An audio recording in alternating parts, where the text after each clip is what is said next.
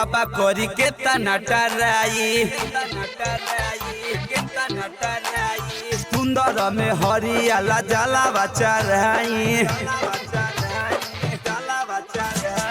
हे भोले बाबा करी के तना टराई सुनर में हरियाला जलावा चढ़ाई रउरे सरनिया में शीशावा नमाई सुनी अरजी गोसाई रउरे चरनिया में सिरावा नमाई सुनी अरजी गोसाई दुनो हम पारानी बाबा कांवर लेके आई सुनी अरजी गोसाई अंश रिकॉर्डिंग स्टूडियो कंसलगंज पारानी बाबा कांवर लेके आई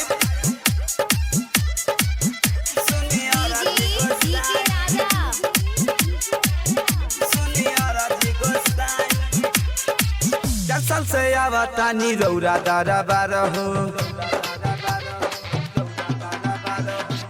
अर्जी सुनी न बाबा रौरा एक बार हो 4 साल से आवतानी रौरा दारा बार हो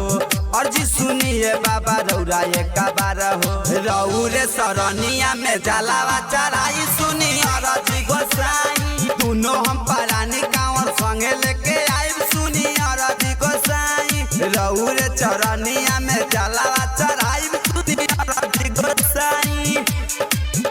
दुनो हम परानी बाबा कांवर लेके आई डीजे राजा हिट बजा रौरे लगाई बाबा कवन जतन हो नागेंद्र बिहारी अइले रौरे शरण हो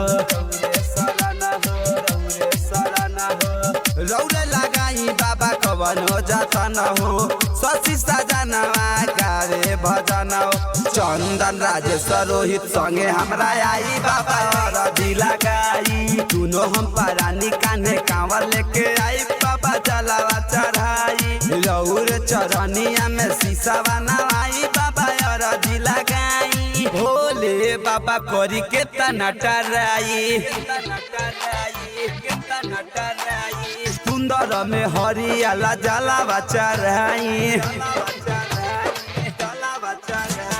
हे भोले बाबा करी के तना टराई सुनर में हरियाला जलावा चढ़ाई रउरे सरनिया में शीशावा नमाई सुनी अरजी गोसाई रउरे चरनिया